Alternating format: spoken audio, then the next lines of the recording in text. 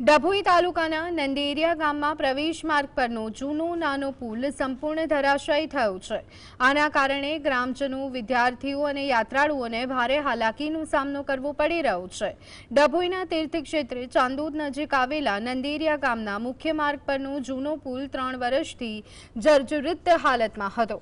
2022માં પુલનો એક ભાગ બેસી ગયો, જેનું તંત્રે મેટલ નાખી કામચલાઉ સમારકામ કર્યું હતું। 2023માં નર્મદા નદીના પૂરે પુલને વધુ નુકસાન પહોંચાડ્યું।